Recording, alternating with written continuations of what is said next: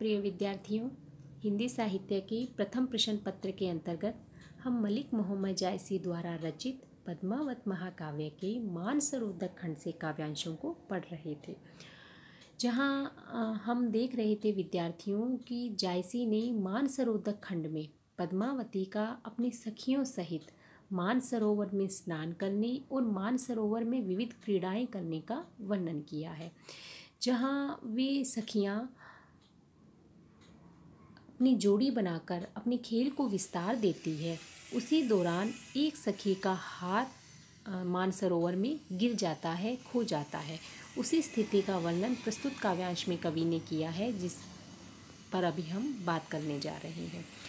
सखी एक तई खेल न जाना, भे अचेत मनिहार गवाना, कमल डार गही भे बेकरारा, कासों पुकारो आपन हारा, कित खेले आयऊँ एहि साथा, हार गवाई चहियूँ लेई हाथा, घर बैठत पूछब यह हारू, कौन उत्तर पाऊब पैसारू, नैन सीप आंसू तस भरे, जानो मोती गिरही सब ढरे, सखिन कहा बोरी कोकिला, कौन पानी जही पोन न मिला, हार गवाई तो ऐसे रोवा, हेरी हेराई लेई जो खोवा, लागी सब मिली हेरे, बूढ़ी बूढ़ी एक साथ, कोई उठी मोती लेई, कोहू घोंगा हाथ।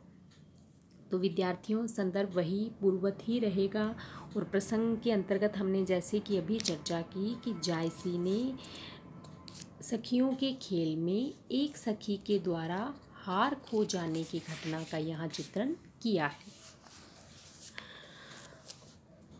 कवि वर्णन करते हैं कि सखी एक ते खेल न जाना, कि पद्मावती की उन सखियों ने जिन्होंने अपने खेल को विस्तार दिया, खेलना प्रारंभ किया और पद्मावती को अपना निर्णायक बनाया था, तो उन सखियों में से एक सखी उस खेल को अच्छे से जान न पाई। सखी एक तई खेल न जाना, वह खेल खेलना नहीं जानती थी। भे अचेत मनिहार गवाना, भे हो गई, अचेत यानी असावधान होकर उसने अपने मणियों का हार गंवा दिया, खो दिया। कमल डार गही भे बेकरारा, कासों पुकारो आपन हारा। अब वह सखी अत्यंत दुखी हो गई है और वह कमल का जो डंठल है, कमल की जो डाली है, उसे पकड़कर अत्यंत ही व्याकुल हो उठी है, बेकरार व्याकुल हो उठी है। कासों पुकारो आपन हारा, वह सोचती है कि मैं अपना हार खो जाने की बात अब किसको कहूँ, किसे मदद के लिए पुकारूं। कित खेले आई हूँ एहि साथा, हार गंवाई चहियूँ लेई हाथा। वह सखी प्रायश्चित करते हुए कहती है, सोचती है, कित खेले आयूँ एहि साथा, कि मैं क्यों इन सखियों के साथ यहाँ खेलने आई। हार गंवाई चहियूँ लेई हाथा, कि यहाँ इनके साथ अगर मैं आती ही नहीं तो मेरा हार भी नहीं खोता, कि यहाँ आकर मैंने अपना हार खो दिया और अब मेरे हाथ में क्या रह गई है, पराजय कह लीजिए या पराजय ही, कि एक प्रकार से यहाँ खेलने के जीतने के उद्देश्य से सखियों के साथ खेल रही थी, किंतु जीतना तो दूर, मैं तो अपना हार भी गंवा बैठी हूँ। तो इस प्रकार हार गंवाकर पराजय हाथ में लेकर यहाँ से जाऊँगी। घर बैठत पूछब यह हारो, कि जब मैं घर जाऊँगी, सखी सोच रही है दुखी होकर कि जब मैं घर जाऊँगी तो घर में प्रवेश करते समय मुझसे इस हार के बारे में पूछा जाएगा।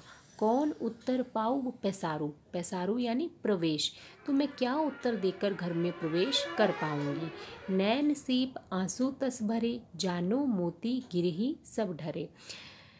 अब कवि कहते हैं कि उस दुखी व्याकुल सखी के जो नेत्र हैं वह सीप के सदृश प्रतीत हो रहे हैं और उसमें क्या है, अब आंसू भरे हुए हैं।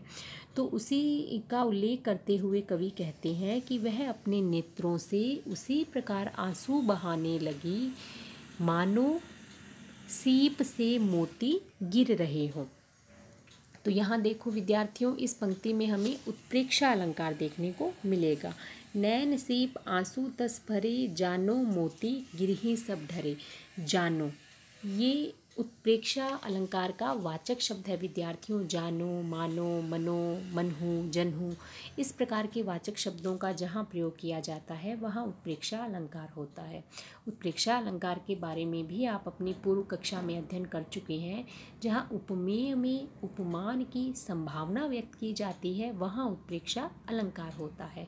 तो यहाँ क्या संभावना व्यक्त की गई है कि सखी अपना हार खो जाने के कारण अत्यंत दुखी है और आंसू बहा रही है, तो उसके नेत्रों में तो सीप की संभावना व्यक्त की गई है और उसके नेत्रों से ढलकने वाले आंसुओं में मोती की संभावना व्यक्त की गई है कि वह सखी अपने नेत्रों से उसी प्रकार आंसू ढलका रही है मानो सीप से मोती लुढ़क रहे हों। सखिन कहा बोरे कोकिला, तो उसे रोती हुई व्याकुल अवस्था में देखकर उसकी सखियों ने कहा कि कोकिला यानी कोयल की तरह मीठी बोली बोलने वाली हे भोली सखी, बोरी यानी भोली, कि कोयल की तरह मधुर वाणी बोलने वाली हे भोली सखी, कौन पानी जेहि पौन न मिला। कौन पानी, पानी यानी जल, कि ऐसा कौन सा जल है जिसमें पौन न मिला। पौन यानी हवा, कि ऐसा कौन सा जल है जिसमें हवा नहीं मिली हो। कहने का आशय है कि ऐसा कोई भी दुख नहीं है जिसमें सुख की संभावना ना बनी रही हो। यानी भले ही तुम्हारा हार खो गया है और इस कारण तुम दुखी हो, किंतु उसमें भी तो हार के वापस मिल जाने की संभावना बनी हुई है। तो इसी क्रम में सखियां समझाती है, हार गंवाई तो ऐसे रोवा, कि तुम्हारा हार खो गया है तो तुम ऐसे रो रही हो। हेरी हेराई लेई जो खोवा, हेरी हेराई यानी इधर उधर तुम देखो, अगर तुम इधर उधर देखोगी तो अपने खोए हुए हार को फिर से ढूंढ भी लोगी, खोज भी लोगी। लागी सब मिली हेरे, तब सभी सखियां मिलकर उस हार को देखने लगी, बूढ़ी बूढ़ी एक साथ, और सभी सखियां क्या है मिलकर, बूढ़ी बूढ़ी यानी डूबना, पानी में डुबकी लगा लगा कर उस हार को खोजने लगी। कोई उठी मोती लेई को घोंगा हाथ, तो जब वे सखियां एक साथ डुबकी लगा लगा कर उस हार को खोज रही थी तो किसी सखी के हाथ में तो मोती आ रहा था और किसी सखी के हाथ में घोंगा। तो अब बात करें हम इसके विशेष की विद्यार्थियों, तो ये वर्णन भी सखियों के खेल से ही संबंधित है, किंतु इस वर्णन में रहस्यात्मकता भी दिखाई दे रही है। रहस्यात्मकता किस प्रकार विद्यार्थियों, यहाँ कवि ने इस रहस्यवाद को भी प्रकट किया है कि ईश्वर को प्राप्त करने के लिए जो हम साधना करते हैं तो उस साधना में कुछ साधक को तो सफलता मिलती है और किसी को सफलता नहीं भी मिलती है, क्योंकि जब सखियाँ उस हार को खोजने के लिए उस मानसरोवर में डुबकी लगाती है तो किसी सखी के हाथ तो मोती लगता है और किसी सखी के हाथ घोंगा। घोंगा शंख जैसा एक पदार्थ कह लीजिए, वस्तु कह लीजिए विद्यार्थियों, जो थोथा होता है और जिसका मतलब कोई महत्व का नहीं होता है, और मोती क्या है बहुत ही महत्वपूर्ण जिसे कहे या बेशकीमती कहिए, उसका मूल्य बहुत अधिक होता है और जो घोंगा है उसका मूल्य नहीं होता है। तो इसी प्रकार यहाँ कवि ने इस रहस्य को भी उजागर किया है कि परमात्मा को प्राप्त करने के लिए जो साधक प्रयास करते हैं तो सभी साधकों को समान रूप से सफलता प्राप्त नहीं होती है, अपितु कुछ साधक तो इस कार्य में ईश्वर को प्राप्त करने में सफल हो जाते हैं और किसी को असफलता भी हाथ लगती है। तो इस प्रकार हम कह सकते हैं कि इस वर्णन में रहस्यात्मकता के साथ साथ प्रतीकात्मकता और सांकेतिकता भी दिखाई दे रही है। साथ ही यहाँ हम कहें तो कवि ने इस बात का भी सुझाव दिया है कि व्यक्ति को किसी भी स्थिति में निराश नहीं होना चाहिए। जब सखी कहती है कि कौन पानी जेहि पौन न मिला, कि ऐसा कौन सा जल है जिसमें हवा नहीं मिली हो, यानी ऐसा कोई भी दुख नहीं है जिसमें सुख की संभावना ना बनी हुई हो। यानी स्थिति कैसी भी हो, कितना भी बड़ा दुख हो, हमें उस स्थिति में भी प्रयत्नशील रहना चाहिए और इसीलिए सभी सखियाँ पानी में डुबकी लगा लगा कर उस हार को खोजने का प्रयास करती है। अब हम बात करें भाषा की तो वही अवधि भाषा का सौंदर्य है और वही दोहा चौपाई छंदों का प्रयोग है। अलंकारों की बात करें विद्यार्थियों तो यहाँ